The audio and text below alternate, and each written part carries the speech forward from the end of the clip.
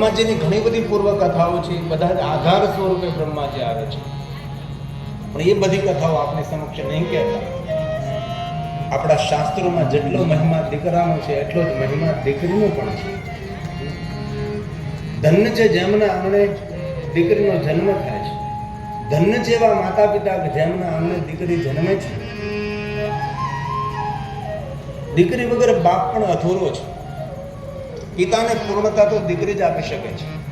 એટલે આ મંડપની અંદર બેઠેલા દંપતીઓ, જેને જેને ભગવાને દીકરીઓ આપી છે, એવા દંપતીઓને મેં ગિરી બાપુ હૃદયથી પ્રણામ કરું છું.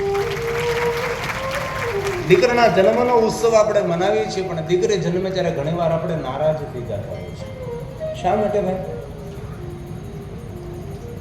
દીકરાનો જન્મ થાય તો લગભગ પુરુષો નારાજ નથી થતા, આ રોગ બહેનોમાં વધારે હોય છે. એમાં સાસુમાને બહુ તકલીફ ઊભી થાય છે. તમારી પુત્રવધુ દીકરાને જન્મ આપે તો તમે ઘરે ઘરે કહેવા માટે જાઓ છો કે મારા ઘરે દીકરાનો જન્મ થયો, દીકરાનો જન્મ થયો. પણ દીકરીનો જન્મ થાય તો સાસુમાનું મુખ બગડી જાય. શા માટે? તમે જ્યારે જન્મ્યા ત્યારે તમે દીકરો થઈને જન્મ્યા હતા. સાસુમાં પણ એક સમયે દીકરી થઈને જ જન્મે હતી.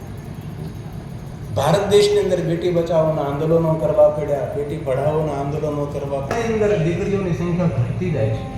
ઘણા સમાજની અંદર જોવામાં આવ્યું 1000 દીકરાઓની સામે 700 દીકરીઓ રહેલી છે.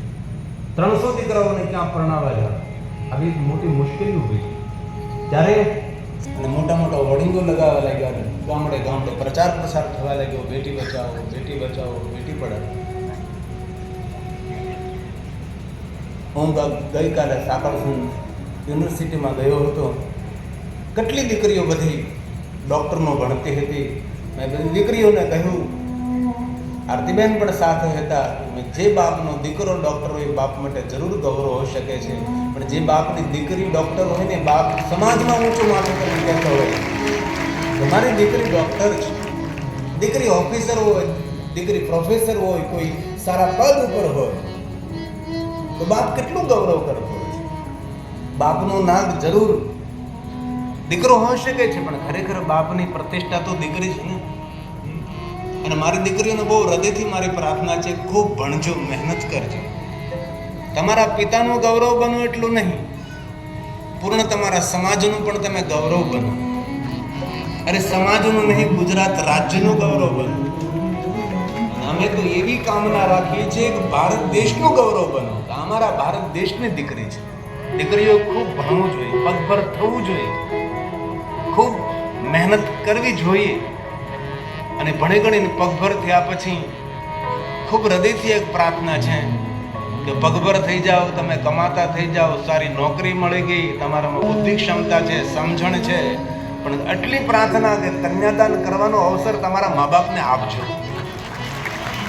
એની એક હૃદયની પ્રાર્થના છે. અને અમારી દીકરીઓના હૃદયની એક પ્રાર્થના છે કે લગ્ન કરો તો સમાજમાં જ લગ્ન કરજો. એવી એક હૃદયની પ્રાર્થના. સમાજ બહાર આપણે જવાની જરૂર નથી. અમે તો ગામડે ગામડે, શહેર શહેર, દેશ દેશાંતરની યાત્રા કરનાર ઘણી દીકરીઓની વેદના અમે સાંભળી છે. તેના આંસુ લૂછવા વાળું કોઈ ન હોય,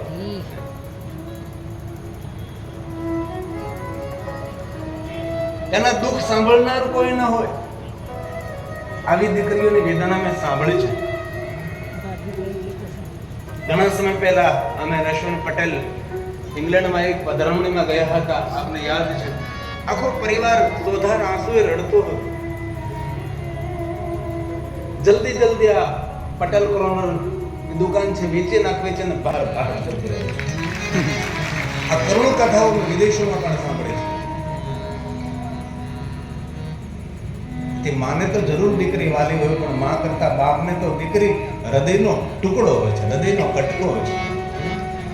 દીકરી મારી લાડકવાય. જેને જેને ભગવાને દીકરી આપી છે, ભગવાનનો ભરોસો છે, ભગવાનનો વિશ્વાસ છે. દીકરી મારી